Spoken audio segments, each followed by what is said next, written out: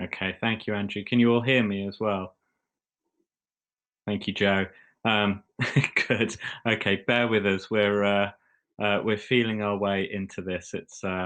Um, it's a new environment and a new way of doing things. So thank you for your patience. It looks like Claire has joined as well now. Yes. Okay, fabulous. Am I here? You are here. Yeah, it's a very existential question. Fantastic. Where are we? Right. Shall we make a start then? Yes. Hello, everyone. We're very excited about this workshop. It was originally, obviously, when the conference was originally put together, this was going to be very face-to-face interactive. So we really hope we can reproduce that here in Shindig. So we've got Rebecca and Kyle sitting on the sidelines who will be able to help facilitate questions. So please put questions, raise your hands. We'll pull people up on the podium if you're agreeable to that as we go along. And we also have something of a survey at some point to see whether people respond to leaders in the way that we think they do, i.e. you. So hopefully that should be fun, and we're going to do the analysis in real time. Anyway, my name's David Hudson. I'm based at the University of Birmingham here in the International Development Department. And my research is on various aspects of leadership and development and politics and way coalitions work and reforms, etc. And I'm also involved, along with Claire and a couple of other people, in the developmental leadership program. And that's what we wanted to do, is put together a workshop on what people want from their leaders. I was just going to ask Claire to introduce herself, but she's popped off. Claire, are you there? Yeah, I'm sorry. There was too much noise in the background. Sorry. All right. Would you like to introduce yourself? Yeah. So hi everyone. My name is Claire McLaughlin. I'm a lecturer in political sociology at Birmingham, and I'm the deputy director of DLP and sort of head up the research program, which we're very excited is in a new phase now. So welcome everybody. Thanks for coming. I know it's different times of the day for people, but we're very happy to have you here. Super. Okay, just clicking onto the next slide, hopefully that's updated for all of you there, and this is the session outline there. And so these are the four kind of things we'd like to go through. So first of all, why leadership matters, especially now. Then secondly, talk through some of the discussion about how people evaluate leaders. Then after, and have a bit of a discussion about that between us, but then also present some research that we did in Indonesia around how people assess local political leaders, and also how that affects their attitude towards them in terms of trust, and whether they believe they reflect their interests, etc. And again, then we're going to move into the survey that we'd all like you to partake in, and we'll download the data straight away and run the analysis and see what it reveals, and whether it's in line with what people were expecting or whether there's anything unusual there. So that's the outline. So just before we get into Leadership Matters, just wanted to say a little bit about the Developmental Leadership Program. It was set up in 2006 by a guy called Adrian Lefwich, who many of you will probably have heard of and know, and a guy called Steve Hogg, who was a governance advisor in the Australian government, who did a lot of work in PNG, which is one of or at the time, it was the largest recipient of aid from Australia. And they were reflecting on all the reasons why large amounts of development assistance cooperation didn't convert into the kind of outcomes that they were hoping for. And they were completely clear that this was because of politics, because it didn't have enough ownership, or people weren't supportive, or there were blockers. all the kind of shorthand that we think of when we talk about political will. There wasn't enough political will, and so they started thinking about the role of leadership, but leadership in a very particular way. So rather than think about leadership as individual leaders, it's all about how those leaders build coalitions, interact with their followers, and build up a sense of being legitimate leaders, and that gave them power or authority to be able to push through reforms, challenge social norms, change or support institutions, etc. So they started this work that has carried on, and we are but the latest custodians of DLP, and we are just about to start a new phase of research that will be built around 4 research questions. And the first one is how do people evaluate leaders? What do they think about leadership? What's it mean? The second one is where leaders come from. So perhaps the spaces that they come from, whether it's from youth organizations, trade unions, women's groups, etc. And also, what are the journeys, what are the pathways that people take throughout their life to give them the kind of the motivations and understanding of what leadership is. And then the third question is, how do they act in concert with others? So how do people act collectively, solve collective action problems? And then the fourth and final question is the so what. So if we understand better how leadership works, then how can we support it? Or perhaps more accurately, how can external actors not mess up indigenous emergent processes of leadership by coming in without understanding what's going on? So that's a very, very important question. So this workshop very much builds on that first research question, which is how do people understand leadership and how do they evaluate leaders? And I'll hand over to Claire now, who's going to take us through that first section. So thank you. Look forward to the discussion. Okay, wish me luck, everybody, with the technology. It's already failed twice in the rehearsal. Okay, so the puzzle we want to begin with, what we want to explore first in this session is this question of why leadership matters. You know, what difference does leadership make? And this is a thread, as we know, throughout the conference. In many ways was kind of the guiding idea behind the conference. And Shulatha was talking about this morning, you know, all these spaces of emerging leadership. And actually, sadly, we find ourselves in a particularly pertinent juncture at which to ask this question, why leadership matters.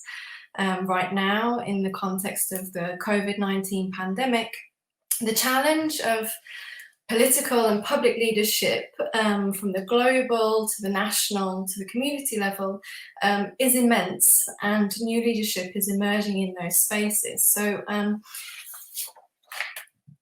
does this flick? Yes. We're all too aware that there's been significant variation in how countries have performed and how they've responded to this pandemic, to the COVID-19 pandemic, and in fact how successful they've been in reducing infection rates. And this chart comes from the Financial Times, and it shows countries with the highest, some of the highest rates of infection, some of the lowest. So generally the better performing countries are at the top, and the worst performing countries are at the top, and the better performing countries are at the bottom. Now, of course, scientists would rightly argue that it's really difficult to make direct comparisons across countries because they have different socio-demographics, they have different population sizes, different geography. And in reality, some countries were just more exposed to the virus than others. Also, the pandemic is still ongoing, so it's quite early to be making kind of assumptions about what's going on, what's driving these responses. But at the same time, I think we can begin to make some observations about the political dynamics behind these kind of extremes of success and failure. I want to make 2 observations. The first is that state capability and wealth doesn't map directly onto relative effectiveness here. So we can see that some of the worst performing countries have some of the highest GDPs. So particularly the US, countries like the US, Brazil are underperforming in relation to their wealth, relative wealth. Second, a lot of people have been examining and asking this question: have democracies performed generally better than authoritarian countries in responding to the virus, or vice versa? And while we can say there's very worrying trends in authoritarian countries in terms of making a political opportunity out of this crisis, it's actually very difficult to say that those countries have performed worse or better than democracies. And arguably there's more variation within democracies, within countries like New Zealand and the UK, for example, than there is across different types of regime. So I think where we're at with this kind of thinking is that our typologies, our categorizations of countries and regimes are breaking down, and that actually we might need to look beyond institutions, big structures, to actually the people and agents that are running those institutions and big structures. And actually, this is why people have started to argue, and what I want to argue is that it's really not about regime type, but the quality of leadership within those regimes. So we will be aware, all of us, of some of the best performing countries. Their cases have been attributed to very strong, effective leadership. And Jacinda Ardern has been praised in particular for her early decisive response. She shut down New Zealand when there were only 100 cases, when there were no deaths in that country, and at a time when lots of other countries were wrestling with this trade-off between saving lives and protecting the economy. She made a very clear decision that she would shut down because the effects of the virus on the economy over the long term would be much worse if they didn't shut down early anyway. And now she's able to say, as she did last week, that actually they're one of the first economies that can begin their recovery.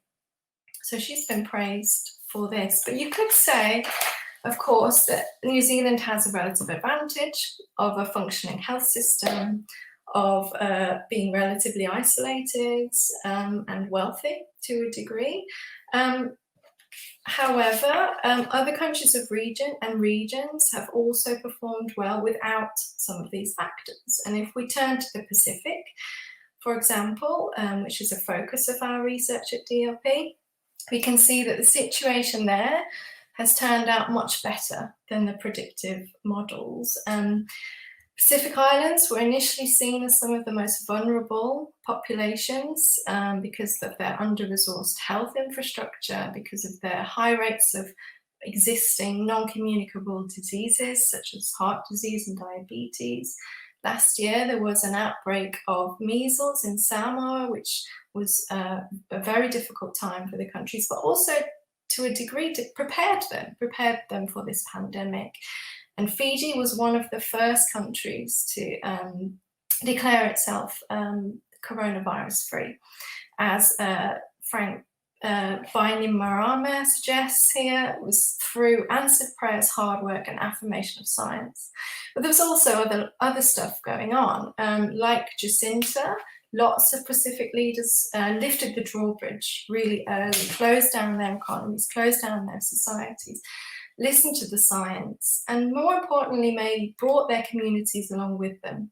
They were able to draw on strong community networks in the Pacific. There's a lot of informal customary institutions, such as the Wontok system, that they were able to galvanize to really get that community compliance, that community support that's necessary for an effective pandemic response. So another case of good leadership. And then we compare that with one of the worst performing cases, where you can argue that little of those factors are true. No following the science, no early decisive decision making, and not able to bring their communities along with them. So if we look at the example, the extreme example maybe of Jair Bolsonaro, who's attracted a lot of media attention for what some people have called his irresponsible handling of the crisis. He spread a message of denial very early on. He emphasized the need to retain normalcy.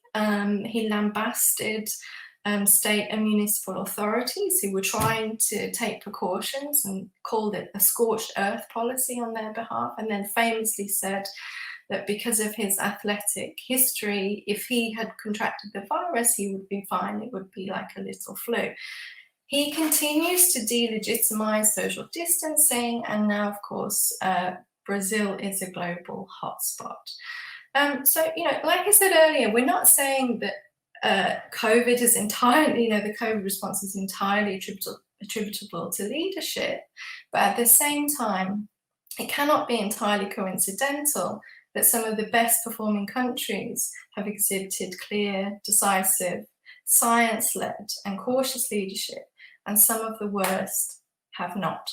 And actually, if we look a little bit closer, I think we can also start to explore why the leadership response has had an impact on performance in all of these cases.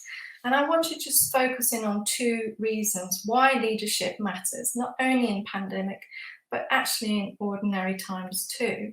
One is, of course, the choices that leaders make. Now, it may sound obvious, but a lot of choices have to be made in crisis, and they often have to be made in a cloud of uncertainty.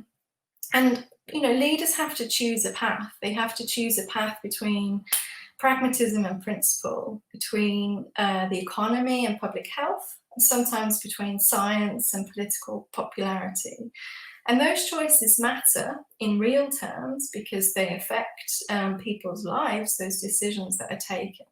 But they matter in another sense, which is that they matter for people's trust in leaders, and they make a difference to when people are likely to follow and comply with the rules that leaders make or not. So, for example, if we look at President Ramaphosa in South Africa, who was initially acclaimed as a strong leader with a very exceptionally positive, productive response to the virus. And in fact, the World Health Organization called him incredible in his response.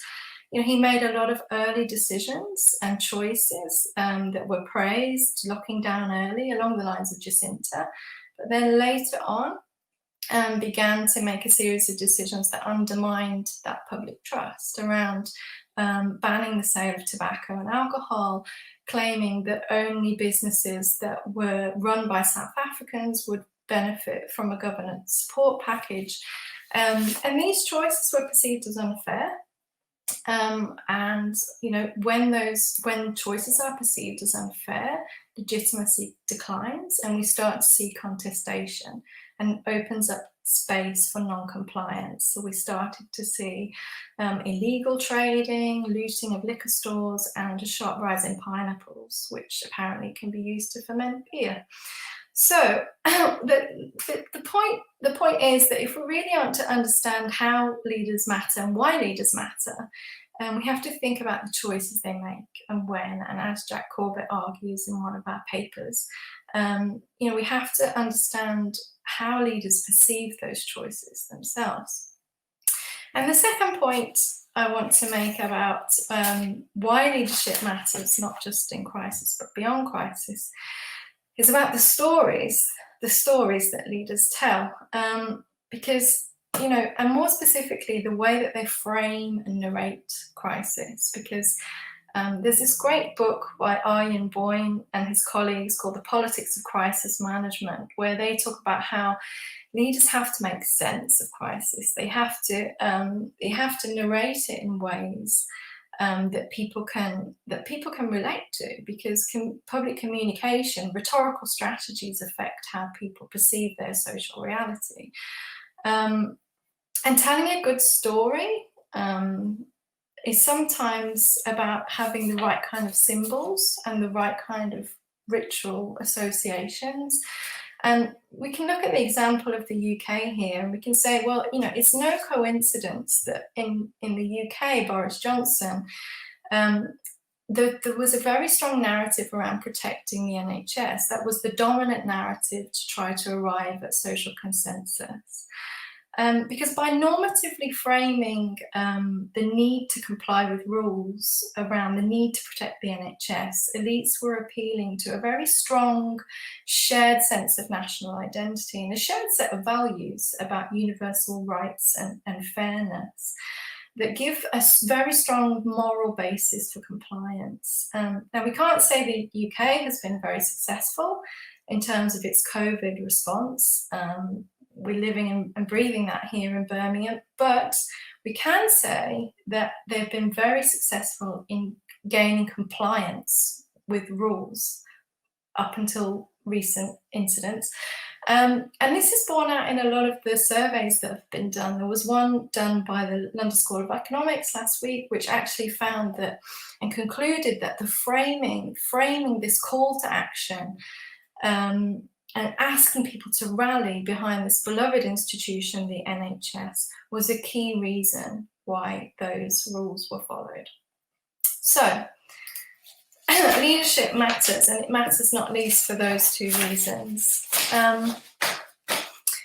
But the problem with those individual cases, you might say, the problem with looking at individual leaders is that it really only gives us a one-dimensional view of leadership, right? And Shalata mentioned this morning, and she said, you know, we can't think about leadership in kind of a heroic model framework of individual saviors who come along and rescue us, because actually leadership is really always a collective endeavor, and as she put it, it's about unleashing the power of others, which I thought was a fabulous way of putting it. And so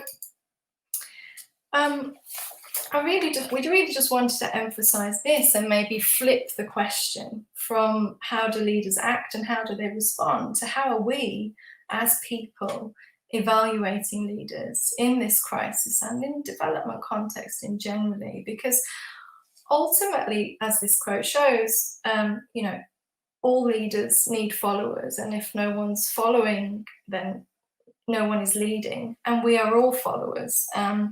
And the purpose of today's session really is to put us all into that mental mindset of being followers, and to ask us to think about how we as followers evaluate leaders. As Shalata said this morning, again, she said we have to think about the changes coming from within us. And part of today's session is about thinking about our own biases, our own ideas, our own assumptions about what makes a good or bad leader, which is essential for thinking about when and why leaders matter for development.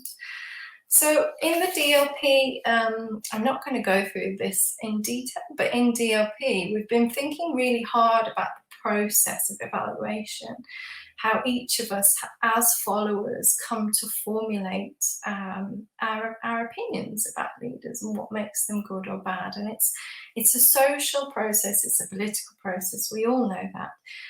We've tried to break down some of the stages in that process in this slide here, and broadly we kind of set out how as individual followers, you know, we interpret the information we get through our own filters, through our own identity filters, and then leaders interpret our actions through those same filters as well.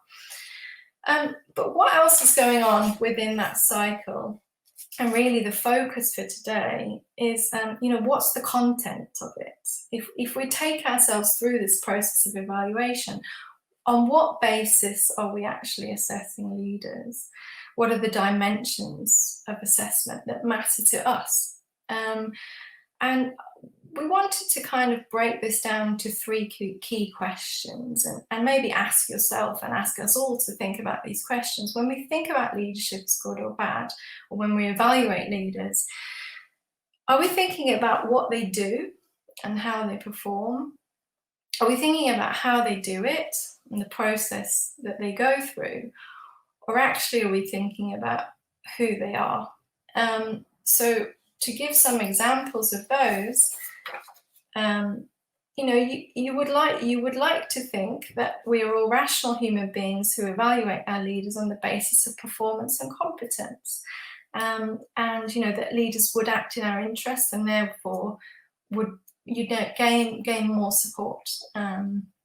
That leaders who are effective, competent, knowledgeable are also popular. And there are examples of this, and this is one of my favourite at the moment.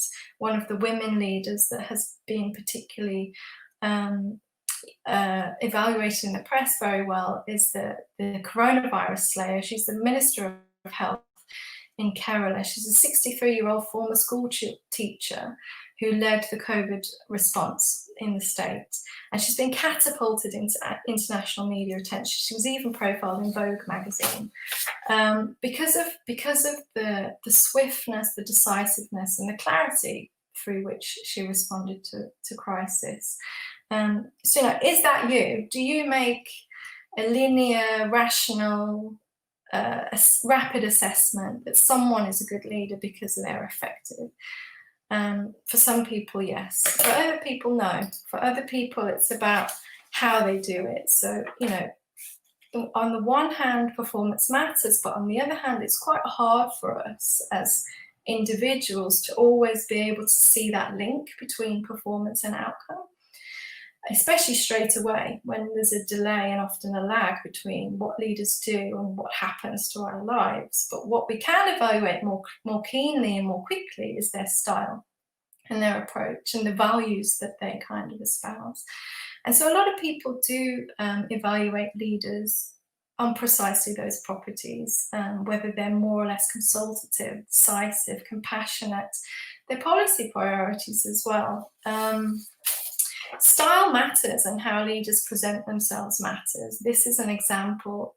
President Tsai of Taiwan, another popular leader right now, has been praised particularly for her excellent communication and the way that she speaks to people in a very down-to-earth manner. I've frozen on my screen.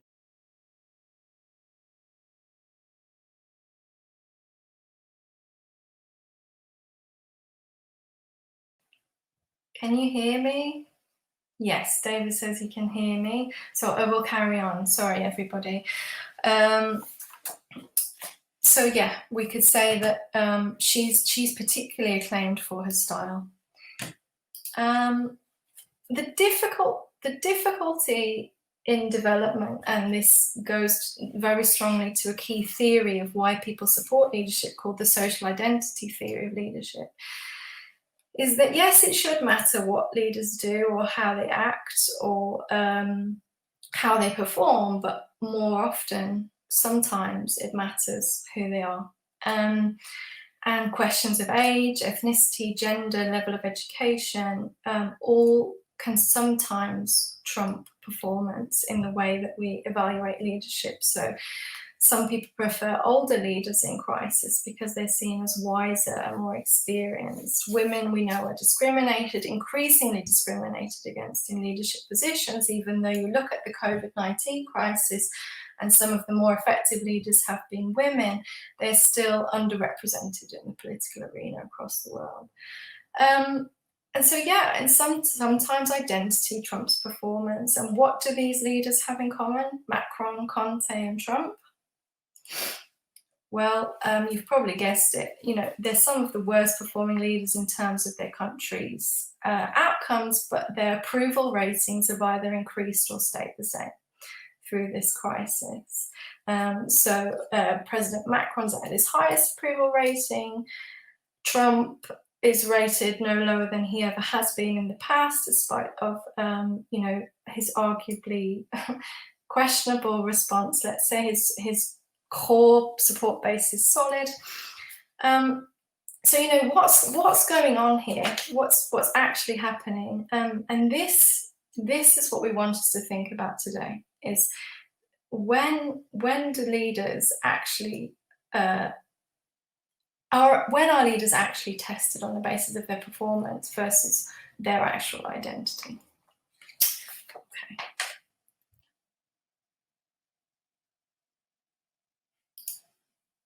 So we're going to have some chat now. Give you a break because we've realised we've been talking for a little while. And I think Kyle is going to, our comms manager is going to take some questions and ask you to think about reflect on some of what we've just been talking about.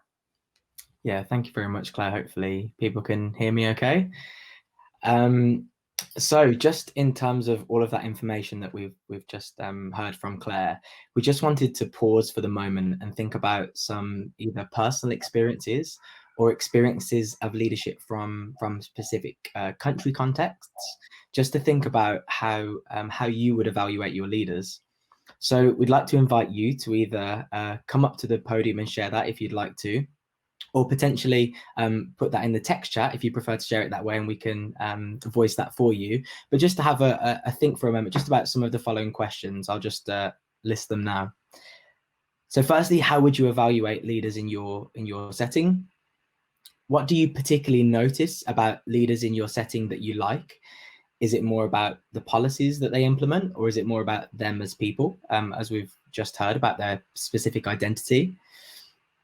So just have a think of those two questions, and if you'd like to share, we'd love to hear from you.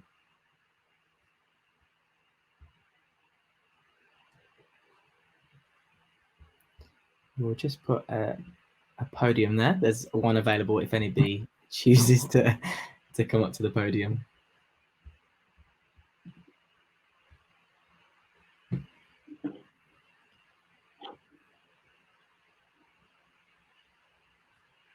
Don't be shy. I'm sure you've got some thoughts on how leaders that you know or experience or have been observing are doing, and what you think is important.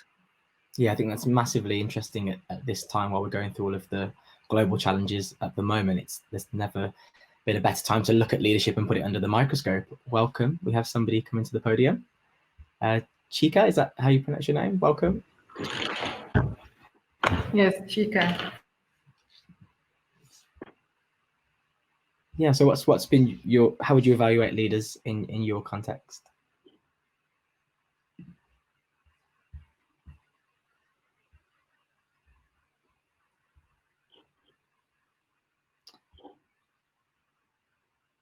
Don't know whether we can hear you.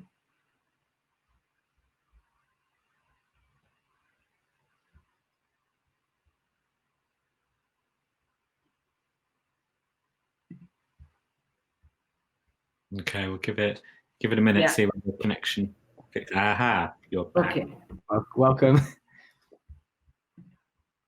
What I like about my leaders is when they are fair, when they are sincere about things, without going into any religious or any ethnic coloration, because that's a huge challenge in Nigeria. So when they see everybody as a Nigerian and not from my part of the country or another part of the country, yeah, and give everyone that equal opportunity, that equal footing. That's, yeah, and it reflects on the policy that they make and their utterances. That's what endears me to my leaders in Nigeria. So does how they go about implementing those policies and seeing that fairness, does that matter as well in the examples that you've seen? Yes, it matters a lot. It's in the implementation really that the sincerity really comes out.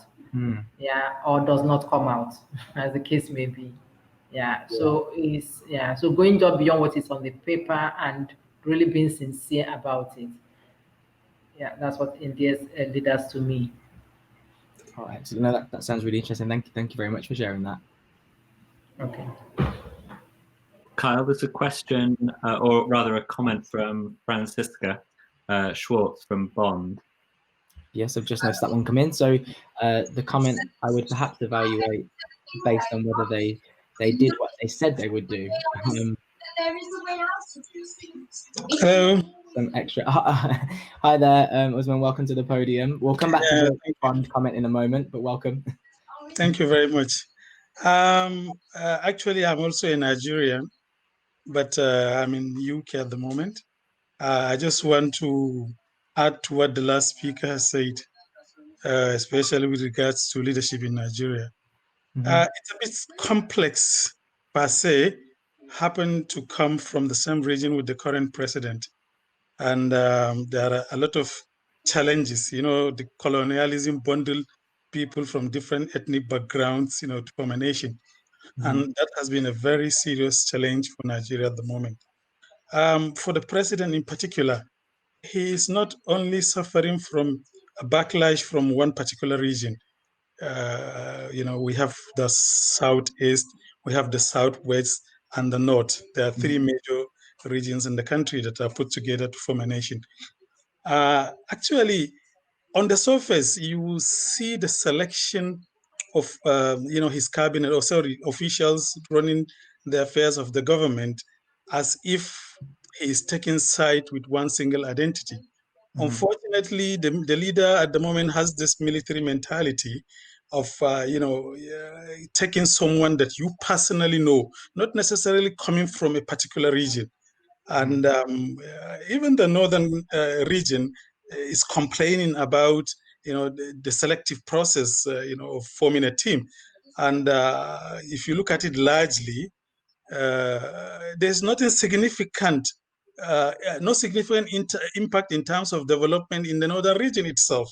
So his selection is based on personalities that he knows as an individual, and that has gotten a significant criticism from people from other regions. To me, honestly, I prefer to see input in terms of development from whoever, from any other region. And the president was challenged as well at once by saying, why is it that he particularly appoints so many people from the north? Then the idea is, I always tell people, if these people can give us the dividends of democracy that we expect to get, I don't care about it. But if the appointment is not yielding anything positive, then the leader has failed, as far as I'm concerned. And do you think that has much of an impact on the followership of that leader? Yeah. Actually, he has lost significant followership even within his own stronghold. At the moment now, we're facing crisis. I mean, armed bandits, terrorism in the northern region. That is his own stronghold.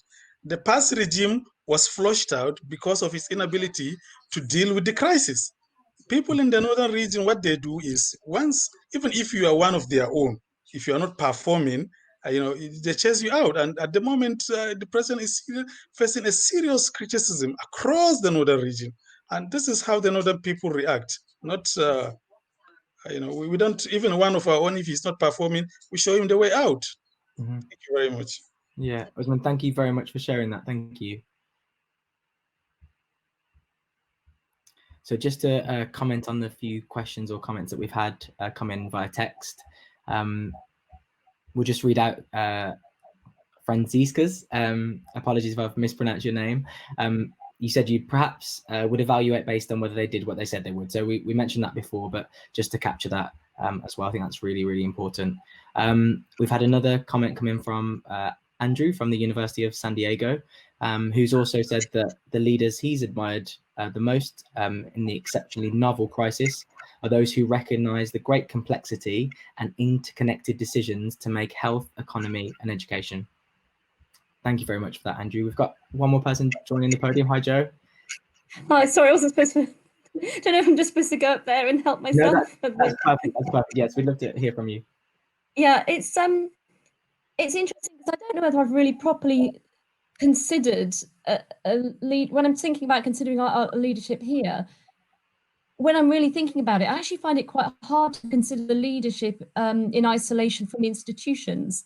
When I really thought about it certainly in our UK context, it was really interesting to hear about the Nigerian context and the idea of treating everyone similarly and the roles and impact of ethnicity. But for me, when I was thinking about it, I thought it's so embedded in a party political system that I'm judging them on the background of the sort of party politics that they've been elected on. So so I just find it quite hard to isolate judgments about the leader from the institutions that they're embedded in.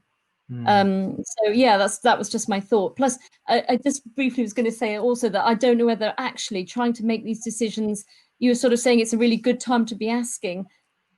I'm not quite sure whether actually this sort of COVID's so new to be using COVID as a framework for making this sort of analysis.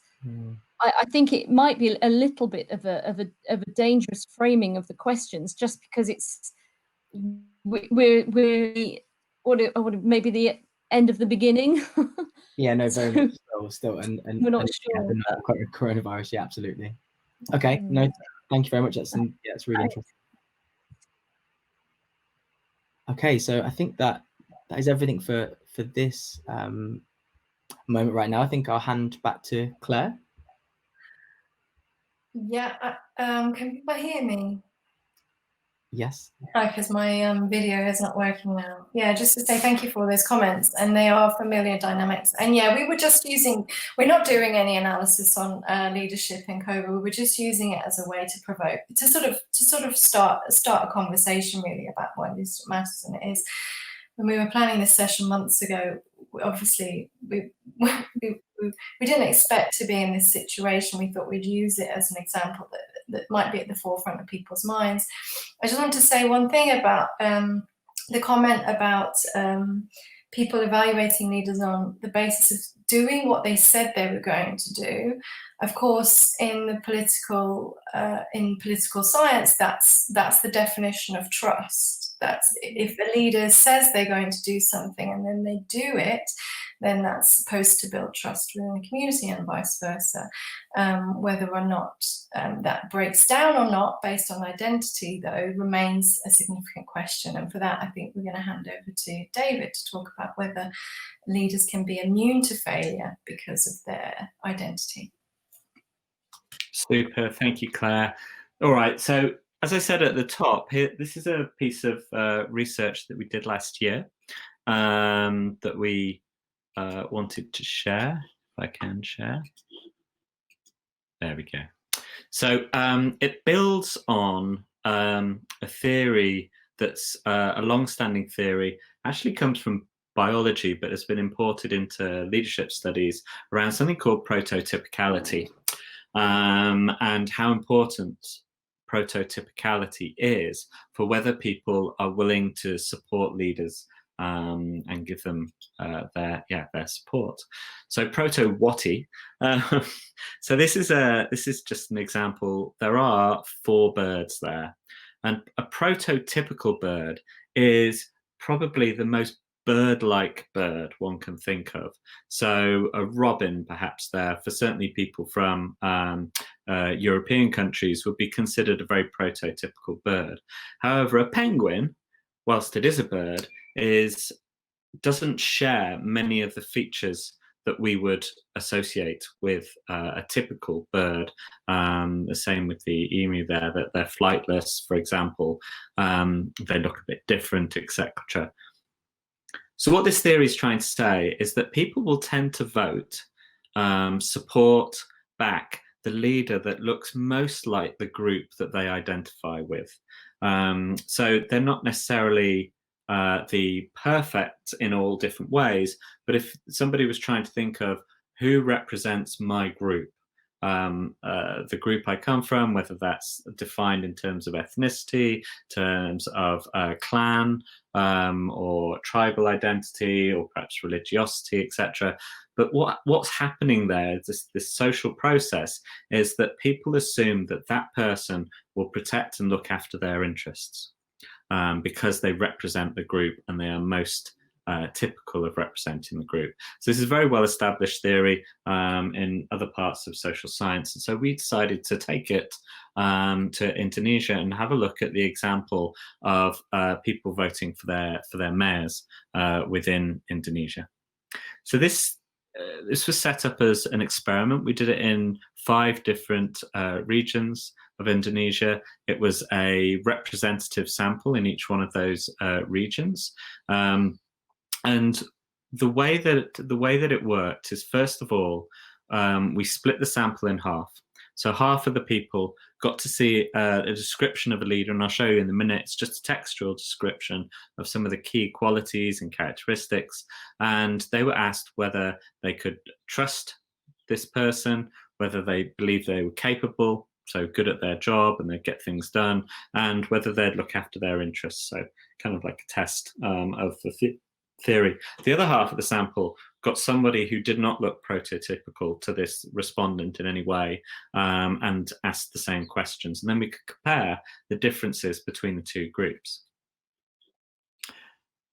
So here's an example of what survey respondents saw. They got a leader, a profile, and they were asked they were shown this text at the bottom, essentially a short manifesto statement that's making a set of promises about what they are going to do, what their priority in office is, and some description of their background in terms of whether they attend a place of worship, where they stand on tradition, their gender, etc.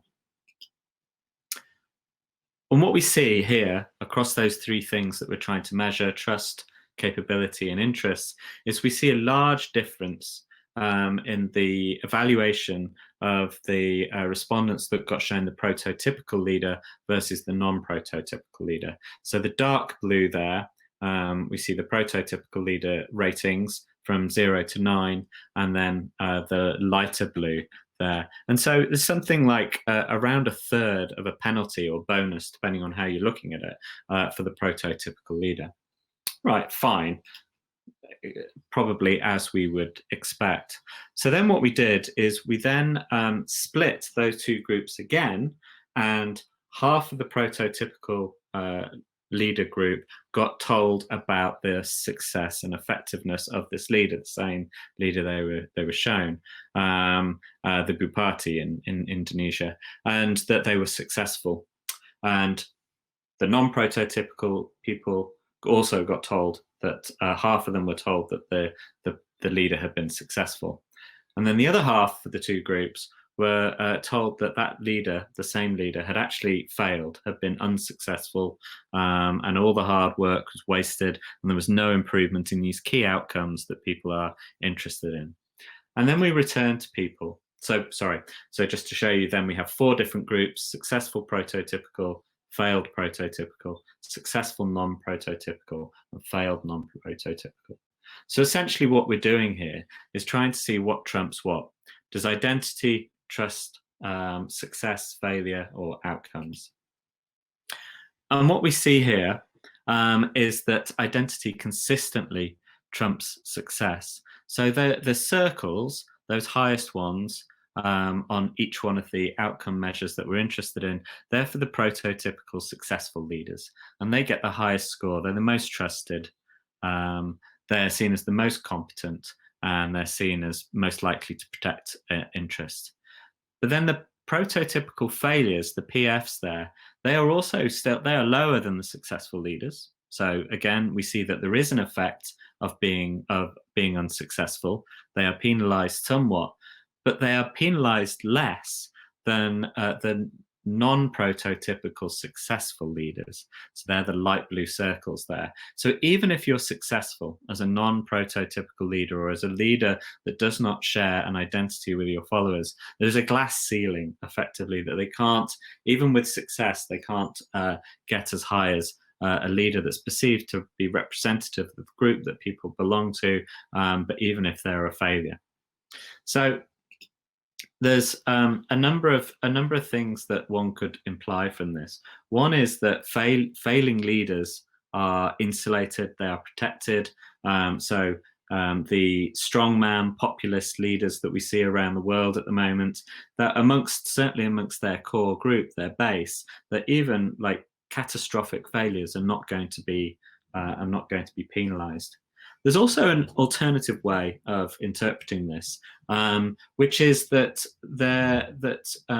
prototypical leaders, if they're developmental and they want to challenge social norms in a progressive sense, they'd actually maybe be allowed, they'd be given more leeway by their base to do this in a way that the non-prototypical leaders would be punished for. So depending on their policy priorities, you could actually get someone that looks relatively conservative and aligned with the grain, and there's many reasons that we might have problems with that, but it could be that they're given extra license by their followers. So the basic or the fundamental lesson that we took away from this is that indeed identity trumps success in this piece of research. There's a slight footnote that we haven't gone into in the paper that this comes from, but we also did something called a conjoint experiment, which we're going to do with you now. But basically, we saw what the relative importance of different dimensions of identity are, and also which categories make a difference. So we see in Indonesia that religion and leaders' stated position on where they stand on tradition, whether they are pro-change or whether they want to protect tradition, were the things that were most important that people evaluated their leaders on. But that's just a little snippet of something that we wanted to share with you. So what we wanted to do now is actually, I don't know how many people have taken the opportunity to already complete this survey. It was circulated by email by Nomad IT, by the Development Studies Association, I know, beforehand. But if you haven't, then we'd really like you to take 5-6 minutes. We'll give 10 minutes to this slot, but take a few minutes to complete the survey. It's very quick, it's very straightforward, it's a very simple exercise in making a choice between two different leaders in a very similar way to the way that we've described there. There's a URL there that you can use to type into your browser or your mobile phone, or if you're feeling particularly technologically savvy, there is a QR code there in the corner of the slide. And so if you point the camera of your phone on that, then hopefully it should show you a link straight to the survey, and you can follow it there. So we would encourage everybody to take a look and have a go at that now, because then we have a few questions about kind of your thought process in doing the survey. So maybe even if you've already done it, if you wouldn't mind doing it again, it would be quite nice to see. Okay, so I'm just checking the text chat, and the only thing I can see in there is someone's asking whether this is being recorded. Can I put the link in the chat so we can just click on it, please? Joe, I think that is an excellent idea. Let's see whether I can do that. We were planning on doing that, but it fell out of my head with all of the other technological challenges. Paste. All right, let's see. There you go. Try clicking on that. Will it click? No, it won't click. You can probably copy paste it. Okie dokie. Right, so it's 5 o'clock. We'll just give it till 10 past, and then we're going to come back and see what you thought about that. Well, we download the data and run the analysis in a script that we've already written, so we can do it pretty quickly, and we will share back to you what the collective position of you all was on which dimensions, which characteristics or attributes you valued more and less, and most interestingly, to see whether there are any surprises there, whether it reveals stuff that's perhaps that we wouldn't automatically think. So I will pause there, and feel free to go get a cup of coffee as well or something. Okay, we'll let people keep going for now.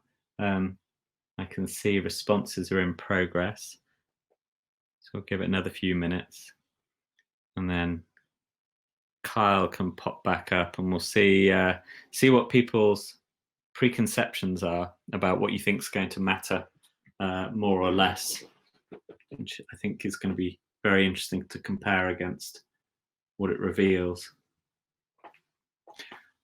And just while you're doing it, in conjoint experiments, these kind of trade-offs with lots of different dimensions going on at the same time traditionally have come from marketing research, where people were very interested in finding out whether people cared more about the size of a product, the price of a product, the color of a product, and other features. And it's actually incredibly time consuming to vary things one by one in a normal way that companies would do A/B tests. And so the conjoint approach has emerged as a way where you can test everything at the same time. So it's been used increasingly in other fields outside marketing and political science and development studies, increasingly those.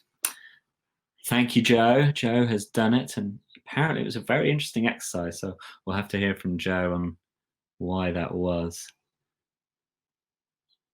Kyle, do you want to jump in and join me?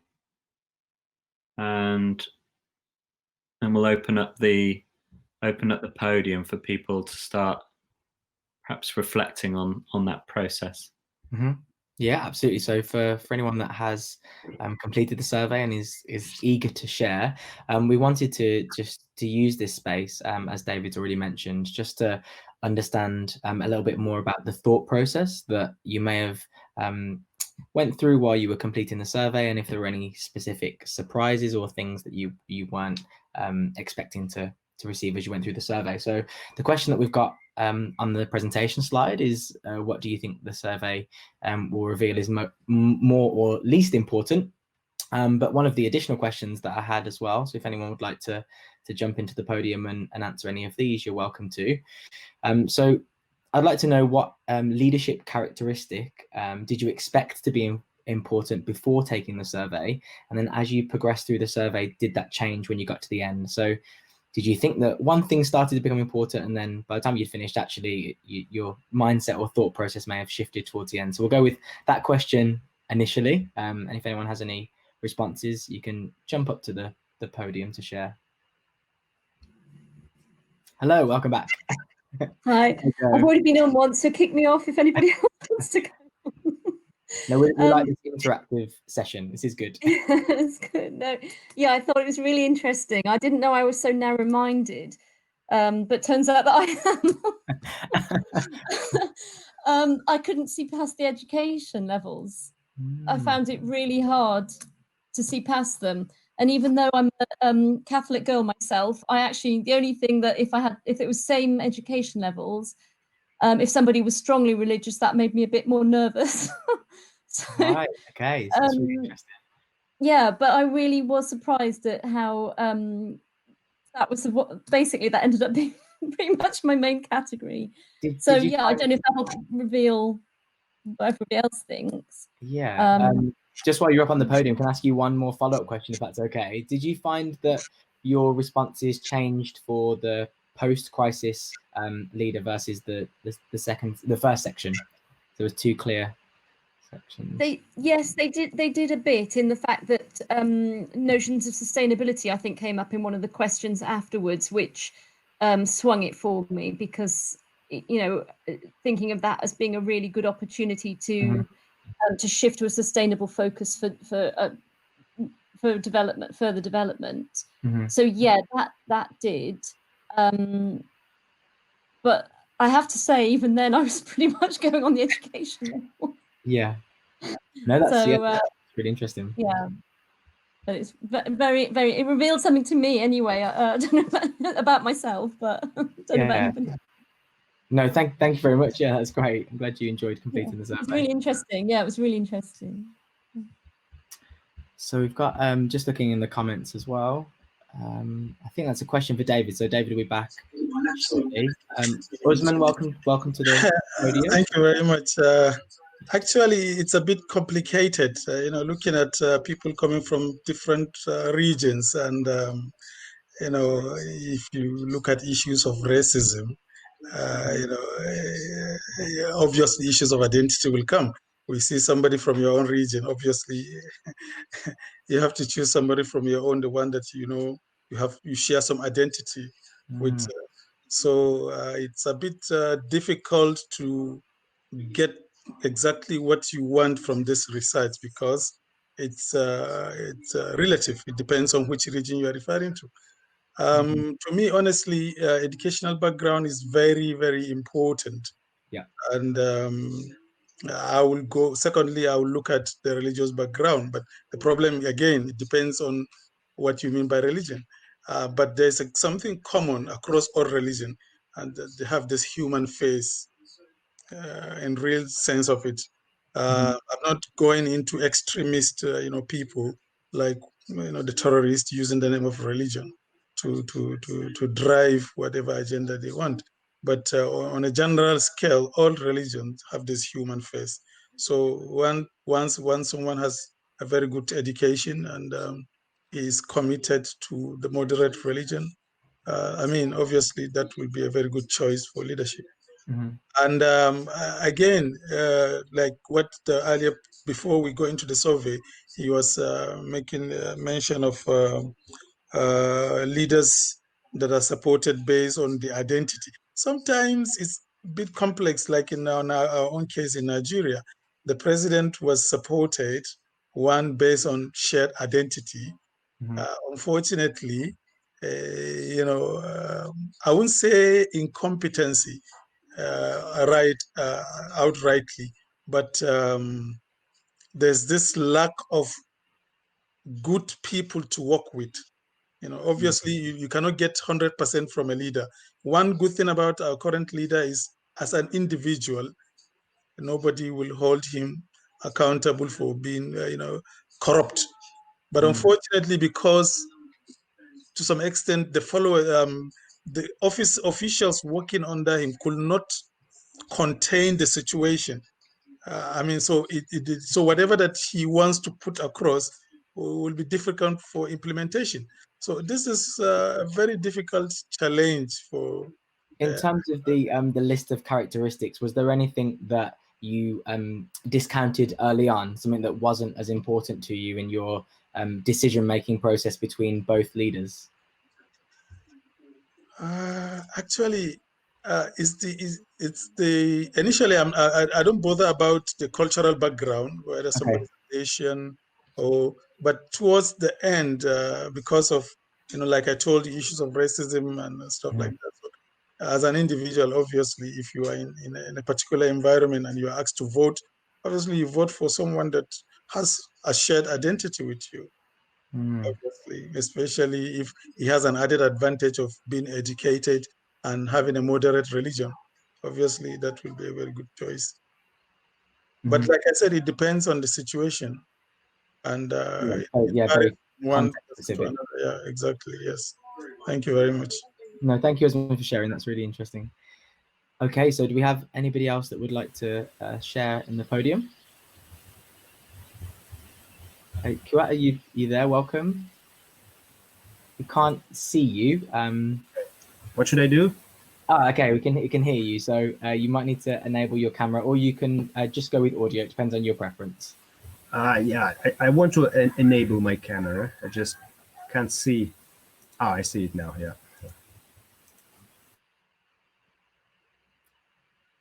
There we go. Excellent. Let's see and hear you. So should I answer the questions first, or kind of reflect on my reflections? Yeah, so you can answer the questions that you can see on the presentation, or just any general reflections about the process. I realized that I was surprised to what extent the age is actually important for me. Right. I thought that it would be something like around education, and then again, I was surprised that education is not that important for me anymore. Maybe it's because I'm getting older, and I almost always rejected leaders who is in their 20s or even 30s. Right. Okay. And then maybe like 10 years ago, I would think that, oh, someone with a PhD certainly should be a leader, or have a, should have a priority, or should have an advantage, but not anymore. Maybe it's because I understand that leadership, and especially in the complex kind of complex bureaucratic management systems now, especially when I talk about leadership in statehood, yeah, we know that it's pretty complex and there are like a lot of advisors. So probably what is more important now, values of the leaders who can just, surround himself with the people who has a necessary expertise, right? So you don't have to have a PhD anymore, master's degree. And then maybe I'm also kind of agree with this idea that on the one hand, there was a lot of praise that coincidentally, recently, there was a lot of talks and actually a lot of, a lot of leaders have been chosen in countries like Finland, I think, New Zealand, maybe, in a couple of other countries, there were leaders who were like really in their early 30s. And then when you read their biographies, you realize that, they are just professional bureaucrats and you realize that you have a kind of perception or maybe suspicion about, you're very suspicious about them, that there is a perception that if young leaders have some kind of fresher ideas, more radical, but then you realize, oh, maybe they're just professional bureaucrats, an opportunistic one. Yeah, I think that's one of the things that we were trying to tease out by having the two parts of the survey as well. So did you notice any difference in your answers between during the crisis and post-crisis responses? No, I realized that it's not, there's no, it doesn't matter for me. Okay. Whether it is crisis or post-crisis time, what kind of leader we should. So something like. So yeah, I'm sorry if I didn't manifest my ideas clearly. Oh, but no, that's yeah, okay. No, thank you very much for your contribution. That's great. Thank you, Kuat. Okay, so I'm just having a look into the text chat. And we've got a quick question about the results from the conjoint analysis. Yeah, that's the same question we had earlier. So does anybody else, would anybody else like to step up to the podium just to share their thoughts, no matter how small or big, anything they've got? And some other questions also just to stimulate some additional thought as well. Potentially, was there a hierarchy in the process as you went through the survey? Were some things more important and they changed towards the end, as we mentioned earlier? And we've mentioned that religion has also been really important for some people, and education as well. So it's really interesting to hear lots of different perspectives about how people are viewing their leaders based on potentially their own identity. So just leave a couple more minutes in case anyone has any last reflections before we hand over to David to hear the results of the survey. So thank you if you completed that before the session and also during the session as well.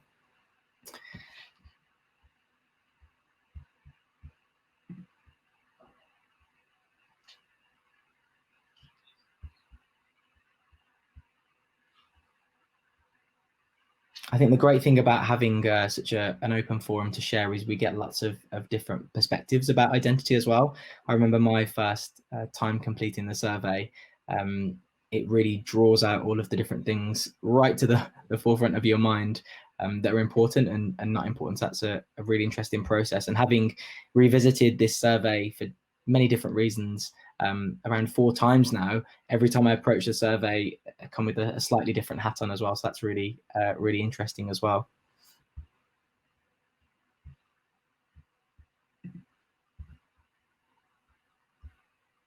And if you prefer not to come up to the podium, you're very welcome to add in the text chat as well.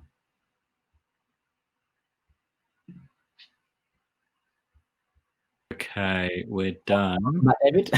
Yeah. Let's see if this works. What could possibly go wrong? Load file. Done that. Select file.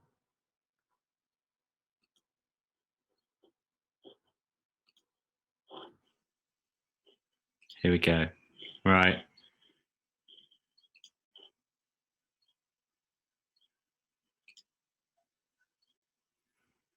And Claire, I don't know whether you can join us again. I know you've got camera issues.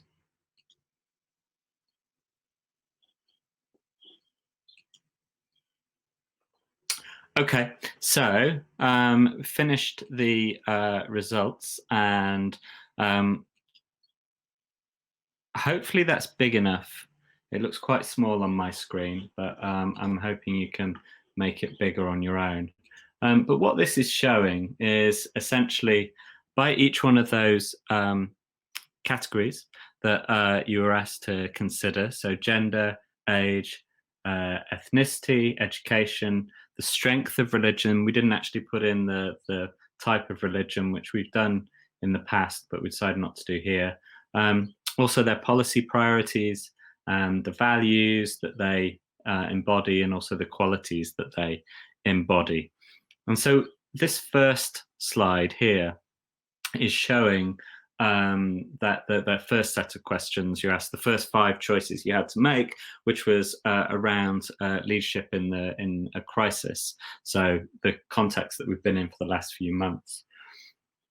So what this shows is that the further to the right of that dotted line in the middle, the more likely a leader or a profile is to be chosen over all other types of profiles if they have this quality. So we can see there that the baseline category for gender is men. So if it's a male leader, then what we're doing is we're comparing all the male leaders that people were shown to all the female leaders. And what it shows is that there's about a 11 or 12% greater likelihood or probability that a female leader would be selected. So people, you and other conference delegates show a clear preference for female leadership, which goes back to some of the stuff that Claire was talking about the greater effectiveness of women leaders during the crisis, but also perhaps their greater empathy as well, which has been another quality that people have talked about. In terms of age, compared to the baseline category of a leader in their 20s, people were most likely to choose leaders in their 30s or their 70s. So we've got a bit of a kind of a bimodal thing going on there, like either a younger but not super young leader or an older leader. In terms of ethnicity, so mixed ethnic background, Asian, Black and Chinese were all more likely to be chosen than the baseline of a white leader. In terms of education, so something that came up in the discussion there, so the baseline category is high school. Actually, if someone had an undergraduate degree, they were less likely to be chosen than the high school educated one. And whilst there's a positive effect of a master's degree, it's not significant there. You can see that the confidence intervals cross the 0 line. Religiosity, again, I think this was mentioned in the discussion. Religiosity, stronger religiosity is penalized amongst respondents here. Policy priorities for in the crisis, that a focus on public health and a focus on inequality were both welcome characteristics when choosing between leaders, and law and order was unwelcome.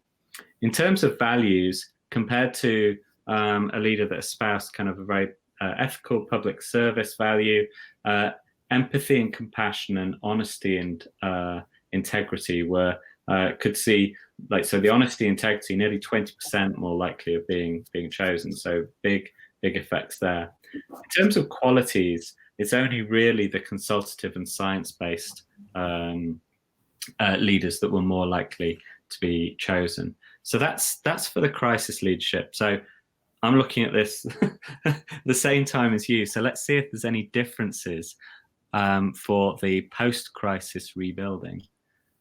So what have we got here? So again, female leaders, much more likely. In terms of the age, we see the 30s, 40s, 50s, and 60s and 70s more likely than 20s. So people really didn't want young leaders for the post-pandemic rebuilding. In terms of the ethnicity, we only see the mixed ethnic background having a positive effect. But here, interestingly, in contrast to the crisis responses, people are much more like, people want leaders with greater levels of education. It's quite extraordinary, actually, here. We see a PhD. If somebody has a PhD, that's an increase of like 17%, something like that. And I can tell you that the survey as a whole had 71 responses amongst all the attendees at the conference. Religiosity, again, different here from the crisis response. We see strongly religious penalized, but moderately religious is actually favored over leaders that had no religion. In terms of the public priorities, this is really interesting. So public health is actually penalized compared to jobs and a focus on jobs and the economy. So that makes sense. But a focus on inequality is strongly preferred, and law and order is really very much penalized against. So a focus on inequality, jobs and the economy, sustainability, education, they're all preferred to leaders that would focus on public health or law and order. In terms of the values, nothing here, nothing at all. No, people didn't seem to be using this to distinguish between different leaders that were shown, but all of the qualities are valued over and above being a good communicator, which I think, certainly personally, that's quite interesting, given how important good communication has been in the crisis, but also I can see that those other qualities are all very desirable ones. So maybe people are suspicious of those that are good communicators. So they're the results that have been revealed by the DSA delegation. As I said, just over 70 people did this survey, and there's a few interesting things, but I will pause there. And I think the idea now is to hear from people's final reflections on this, whether there's anything here that's a bit surprising, whether you'd imagine that the responses would look different depending on, who the sample is. We have a very specific sample who filled out the survey, people who are interested in development and probably overeducated compared to the average population. And what are the implications of this for development? There are just a few prompt questions. Claire, are you there? I am here. Can I ask you, is there anything that stood out for you? And then we can open up the podium for people. I mean, I think just obviously we've done this survey in lots of different spaces and places. Some of the most interesting spaces have been actually in development agencies, where you have a different kind of cohort. But we are still a cohort of kind of, there are things that divide us, but there are things that are common between us as well. We're all interested in development. We're all presumably educated, and that would explain some of the filters that we have in common, I think. And the other thing that struck me was just the gender preference, which is obviously not reflective of the wider global population. I think there was a UN Women report last year which showed that the support for women's leadership is declining. Some of the other research we've done has looked, in fact, in Indonesia, some other parts of this survey looked at the backlash effect against women's leadership. So if you tell people that there is social support for women's leadership, some people in the population will actually become more conservative in their views about women's leadership. So we're obviously a bunch of progressives in terms of our gender perceptions in this small, tiny cohort. It's obviously not a piece of rigorous research. The primary aim was just to get us as individuals to reflect on our own filters and our own cognitive processing, I think, of leaders, and to begin to think about that. So I think I'll stop there and just hand over. I think we've got a comment here from Joe. Says, I wonder if values are used so much in so many contexts, mission statements, that they have become white noise to us, and we don't stop to think what they mean. Yes, exactly. I mean, it's okay to say you have a value, but you have to actually put that into practice. And it goes to the comment that was made earlier. If leaders say they're going to behave in a particular way, but then they don't do that, and if they say they have values, but then they don't pursue them, then actually it becomes meaningless. And maybe as people, we've been trained to sort of discount that, which I think is a very sad thing for the future of responsive and responsible leadership for development, which is our core interest. Yeah.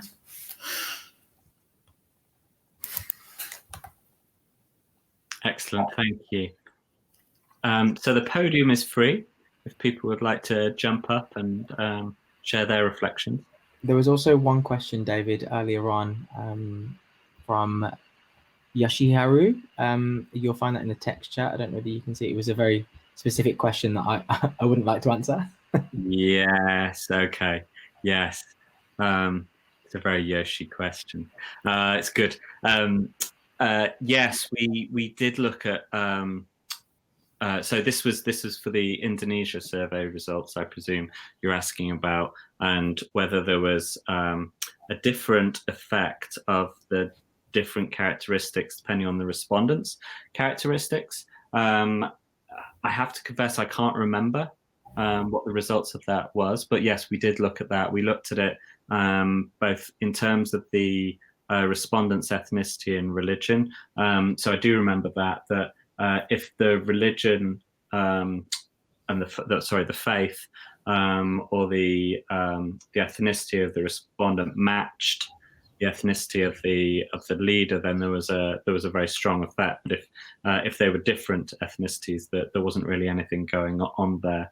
I don't remember whether there was particular big differences between, say, men and women and younger and older. I think actually, and Claire, you could probably jump in here. I think one of the things we found is actually that younger people were more conservative than older people, which initially was something of a surprise, but actually our Indonesian colleagues who we worked with on the paper explained actually that this was a relatively well discussed phenomenon within Indonesia. There's a resurgence of some conservatism amongst the younger population.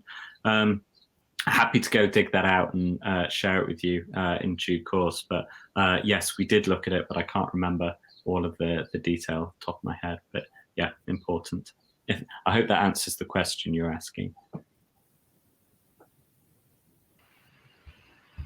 We've got a thank you in the text box.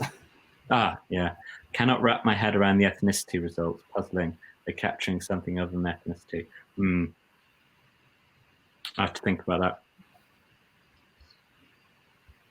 Okay. Anyone else for the podium?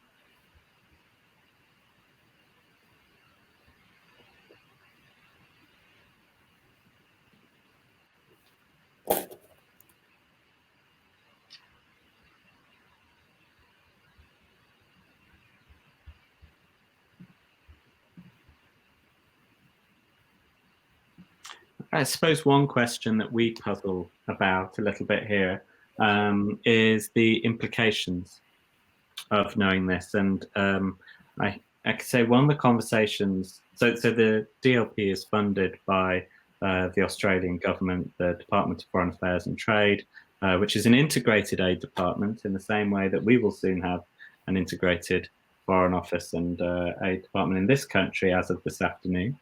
But anyway, we presented some of this research to them, and there's a real conundrum here, because a very simplistic understanding of what the results are would suggest that actually you should back leaders that look quite kind of conservative and you go with the grain. But that has all sorts of anti-progressive, regressive consequences, that if you're backing men from the dominant ethnic group and maybe slightly more traditional and religious, that actually that's not particularly developmental in many ways.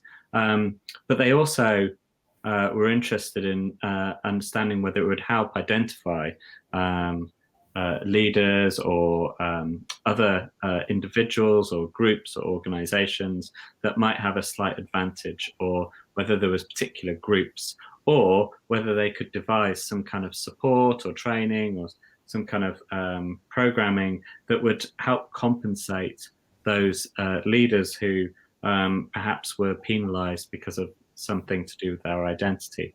That's an ongoing discussion, but we're really keen to hear whether people had other thoughts about the implications of this kind of looking at identity politics, which of course has proved so inflammatory and divisive in many countries around the world. And someone mentioned Modi on the comments earlier, I think, but there's many other examples we can think of, from Belarus to the Philippines to Brazil.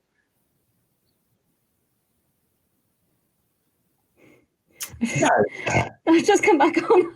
I have to not take anyone else's place. Sorry. Yeah. Yeah, it was just purely on that last comment that you were saying about looking at things that you could do to train leaders, you know, to address these different things. And maybe it's just me, but I actually found that so revealing, the exercise that we just did, that I think looking at it from the flip side and actually working with communities, you know, sort of rolling out those sorts of exercises for people to suddenly be confronted with what their actual drivers were. Because you asked us all at the beginning, and I just thought, well, I'd like a leader to be kind and, you know, worry about poor people and various different things like that. And I really didn't know what my key drivers were until I had to weigh them up against other characteristics in that particular conjoint exercise. So it's as much, you know, dealing with the leaders and squashing them into the boxes that are, you know, that the people want, you know, are interested in from there, but also, well, not squashing them into boxes, that sounds really negative. I don't mean it like that, but actually, just thinking about, you know, sort of provoking dialogues amongst the people who choose leaders or who follow leaders to do that sort of rolling out that sort of exercise, get everyone to confront their own sort of ideas. Not very practical, but it's just funny to think of it from the other way around. No, it's that's really interesting. I don't think we've heard that idea before. It's a really nice one. You could imagine it being part of some kind of civic education push. But it's, that's really nice. Thank you, Jay.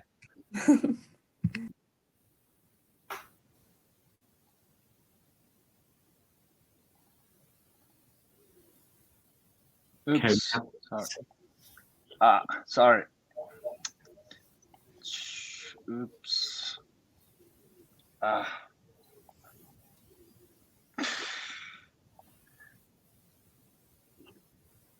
Yes. Hi. Yes, and see you. Sorry about that. So kind of going along with Joe's comments, I think it would be really interesting for people to see how other fellow citizens, you know, think about and evaluate the leaders, right? So like I'm just puzzling because I know how I was selecting, you know, these profiles, but others seem to really value the ethnicity, you know, the attribute of the leaders. And I'm really thinking about this because everybody else in this group are, you know, have PhDs, master's degrees, you know, like me, right? And why are they so different from me, right? And and I think that really forces me to think about my own, but also the society, right? And I think that's a really profound exercise and the insights that people can get from, you know, doing this. Yeah, so there's the that makes me think about the social norms kind of literature. It's something that we're looking into specifically around the gender lens. Claire, did you want to say anything about that? No, just to say, I think I mentioned this before, but probably not very clearly. Just we have been thinking about that. So the different types of norms. There's the individually held norms, and then there's individuals' perceptions of other people's norms. And I think this question of leadership and when do we support certain leaders, you know, it's always an individual and a social process. So we're always thinking about not only how are we evaluating, but how are other people evaluating. And we did play with this a bit in our social norms experiment in Indonesia, where we told people different things about what other people think, and that changed their views of what they thought. So that's the difference between collective and individual norms. And we're writing that up right now and sort of puzzling our way through the data. But I think you're right. Yeah, this is the key. I think this nexus between how our individually formed views and then how we perceive other people's views, which can nudge us either way, both to be more or less conservative and more or less align ourselves with what we think other people think is acceptable as well. That's the basis of that experiment. That's another presentation. Yeah. Excellent. So in the chat, Andrew has said implications for the sector as we get accustomed to compounding and interconnected crises and challenges, the results definitely confirm that one size does not fit all. So how we continue to adapt leadership expectations is key.